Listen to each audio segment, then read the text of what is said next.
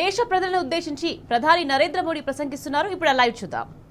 और उसका संयम हम सभी ने बीते दिनों में देश का सामर्थ्य और उसका संयम दोनों देखा है। मैं सबसे पहले भारत की पराक्रमी सेनाओं को,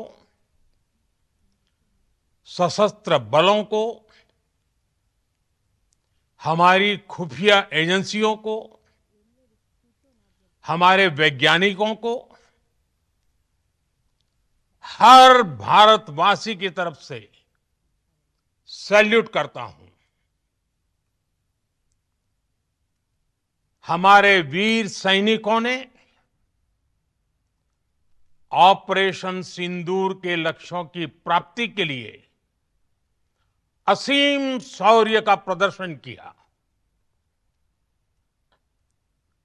मैं उनकी वीरता को, उनके साहस को, उनके पराक्रम को आज समर्पित करता हूं हमारे देश की हर माता को, देश की हर बहन को और देश की हर बेटी को ये पराक्रम समर्पित करता हूं। साथियों, 22 अप्रैल को पहलगाम में आतंकवादियों ने जो बर्बरता दिखाई थी, उसने देश और दुनिया को झकझोर दिया था। छुट्टियां मना रहे निर्दोष मासूम नागरिकों को धर्म पूछकर उनके परिवार के सामने, उनके बच्चों के सामने बेरहमी से मार डालना, यह आतंक का बहुत विभत्स चेहरा था, क्रूरता थी। ये देश के सद्भाव को तोड़ने की घिनौनी कोशिश भी थी। मेरे लिए व्यक्तिगत रूप से ये पीड़ा बहुत बड़ी थी। इस आतंकी हमले के बाद सारा राष्ट्र, हर नागरिक, हर समाज, हर वर्ग, हर राजनीतिक दल एक स्वर में आतंक के खिलाफ कड़ी कार्रवाई के लिए उठ खड़ा हुआ। हमने आतंकवादियों को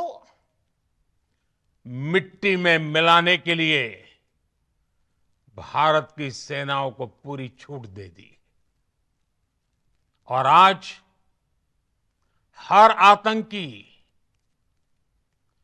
आतंक का हर संगठन जान चुका है कि हमारी बहनों बेटियों के माथे से सिंदूर हटाने का अंजाम क्या होता है। साथियों, ऑपरेशन सिंदूर ये सिर्फ नाम नहीं है, ये देश के कोटि कोटि लोगों की भावनाओं का प्रतिबिंब है। ऑपरेशन सिंदूर न्याय की अखंड प्रतिज्ञा है।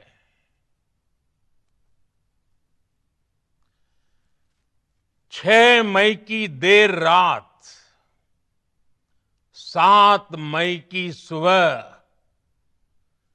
पूरी दुनिया ने इस प्रतिज्ञा को परिणाम में बदलते देखा है। भारत की सेनाओं ने पाकिस्तान में आतंक के ठिकानों पर, उनके ट्रेनिंग सेंटर्स पर सटीक प्रहार किया। आतंकियों ने सपने में भी नहीं सोचा था कि भारत इतना बड़ा फैसला ले सकता है। लेकिन जब देश एकजुट होता है, नेशन फर्स्ट की भावना से भरा होता है, राष्ट्र सर्वोपरि होता है, तो फौलादी फैसले लिए जाते हैं, परिणाम लाकर दिखाए जाते हैं। जब पाकिस्तान में आतंक के अड्डों पर भारत की मिसाइलों ने हमला बोला, भारत के ड्रोन्स ने हमला बोला, तो आतंकी संगठनों की इमारतें ही नहीं, बल्कि उनका हौसला भी थर्रा गया। बहावलपुर और मुरिद के जैसे आतंकी ठिकाने एक प्रकार से ग्लोबल टेररिज्म की यूनिवर्सिटीज रही है। दुनिया में कहीं पर भी जो बड़े आतंकी हमले हुए हैं, चाहे 9/11 हो, चाहे लंदन ट्यूब बॉम्बिंग हो, या भारत में दशकों से जो बड़े बड़े आतंकी हमले हुए हैं, उन सब के तार कहीं ना कहीं आतंक के इन्हीं ठिकानों से जुड़ते रहे हैं। आतंकियों ने हमारी बहनों का सिंदूर उजाड़ा था, इसलिए भारत ने आतंक के ये हेडक्वार्टर्स उजाड़ दिए। भारत के इन हमलों में 100 से अधिक खूंखार आतंकवादियों को मौत के घाट उतारा गया है। आतंक के बहुत सारे आका बीते 2.5-3 दशकों से खुलेआम पाकिस्तान में घूम रहे थे, जो भारत के खिलाफ साजिशें करते थे। उन्हें भारत ने एक झटके में खत्म कर दिया। साथियों, भारत की इस कार्रवाई से पाकिस्तान घोर निराशा में गिर गया था, हताशा में गिर गया था, बौखला गया था। और इसी बौखलाहट में उसने एक और दुस्साहस किया। आतंक पर भारत की कार्रवाई का साथ देने के बजाय पाकिस्तान ने भारत पर ही हमला करना शुरू कर दिया। पाकिस्तान ने हमारे स्कूलों, कॉलेजों को, गुरुद्वारों को, मंदिरों को, सामान्य नागरिकों के घरों को निशाना बनाया। पाकिस्तान ने हमारे सैन्य ठिकानों को निशाना बनाया। लेकिन इसमें भी पाकिस्तान खुद बेनकाब हो गया। दुनिया ने देखा कि कैसे पाकिस्तान के ड्रोन्स, पाकिस्तान की मिसाइलें भारत के सामने तिनके की तरह बिखर गई। भारत के सशक्त एयर डिफेंस सिस्टम ने उन्हें आसमान में ही नष्ट कर दिया। पाकिस्तान की तैयारी सीमा पर वार की थी, लेकिन भारत ने पाकिस्तान के सीने पर वार कर दिया। भारत के ड्रोन्स, भारत की मिसाइलों ने सटीकता के साथ हमला किया। पाकिस्तानी वायुसेना के उन एयरबेस को नुकसान पहुंचाया, जिस पर पाकिस्तान को बहुत घमंड था। भारत ने पहले 3 दिनों में ही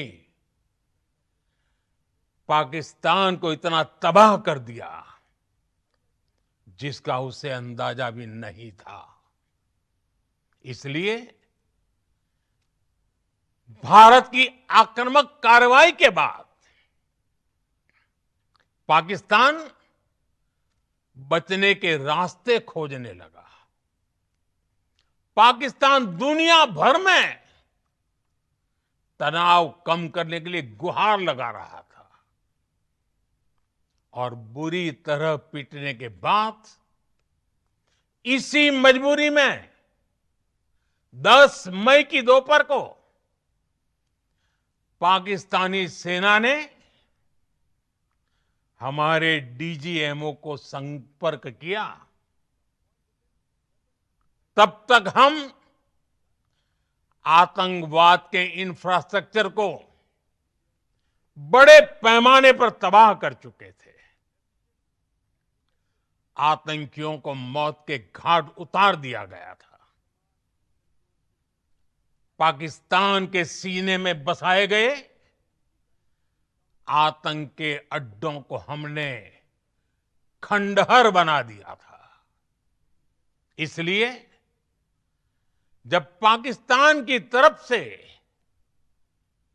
गुहार लगाई गई, पाकिस्तान की तरफ से जब ये कहा गया कि उसकी ओर से आगे कोई आतंकी गतिविधि और सैन्य दुस्साहस नहीं दिखाया जाएगा, तो भारत ने भी उस पर विचार किया। और मैं फिर दोहरा रहा हूं, हमने पाकिस्तान के आतंकी और सैन्य ठिकानों पर अपनी जवाबी कार्रवाई को अभी सिर्फ स्थगित किया है। आने वाले दिनों में हम पाकिस्तान के हर कदम को इस कसौटी पर मापेंगे कि वो क्या रवैया अपनाता है। साथियों, भारत की तीनों सेनाएं, हमारी एयरफोर्स, हमारी आर्मी और हमारी नेवी, हमारी border security force BSF, Bharat के अर्धसैनिक बल लगातार अलर्ट पर है। सर्जिकल स्ट्राइक और एयर स्ट्राइक के बाद अब ऑपरेशन सिंदूर आतंक के खिलाफ भारत की नीति है। ऑपरेशन सिंदूर ने आतंक के खिलाफ लड़ाई में एक नई लकीर खींच दी है, एक नया पैमाना, न्यू नॉर्मल तय कर दिया है। पहला, भारत पर आतंकी हमला हुआ तो मुंह तोड़ जवाब दिया जाएगा। हम अपने तरीके से, अपनी शर्तों पर जवाब देकर रहेंगे। हर उस जगह जाकर कठोर कार्रवाई करेंगे जहां से आतंक की जड़ें निकलती हैं। दूसरा, कोई भी न्यूक्लियर ब्लैकमेल भारत नहीं सहेगा।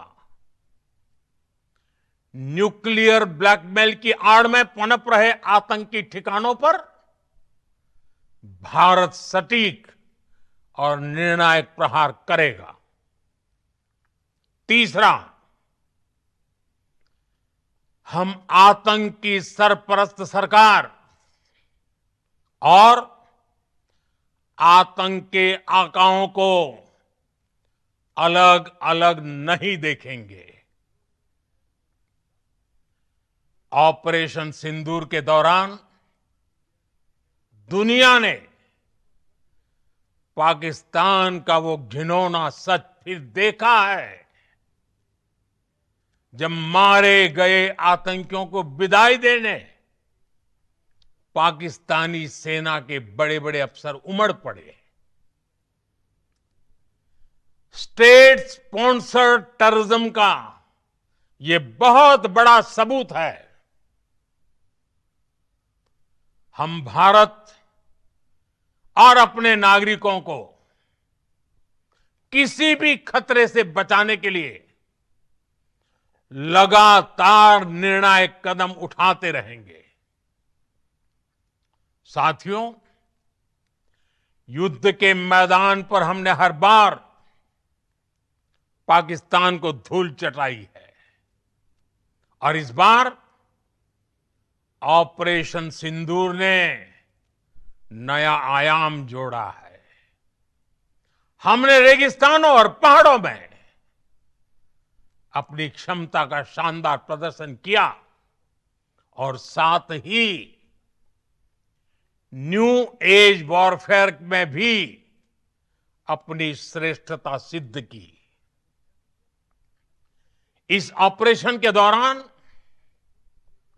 हमारे मेड इन इंडिया हथियारों की प्रामाणिकता सिद्ध हुई। आज दुनिया देख रही है 21वीं सदी के वॉरफेयर में made in India defence equipments, इसका समय आ चुका है। साथियों, हर प्रकार के आतंकवाद के खिलाफ हम सभी का एकजुट रहना, हमारी एकता हमारी सबसे बड़ी शक्ति है।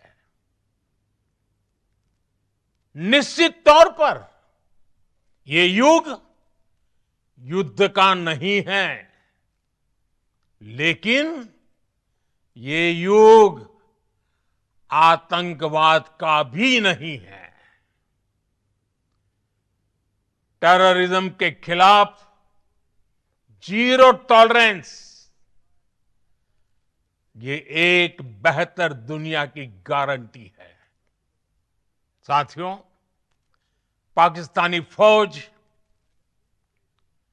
पाकिस्तान की सरकार जिस तरह आतंकवाद को खाद पानी दे रहे हैं, वो एक दिन पाकिस्तान को ही समाप्त कर देगा। पाकिस्तान को अगर बचना है तो उसे अपने टेरर इंफ्रास्ट्रक्चर का सफाया करना ही होगा। इसके अलावा शांति का कोई रास्ता नहीं है। भारत का मत एकदम स्पष्ट है। टेरर और टॉक एक साथ नहीं हो सकते।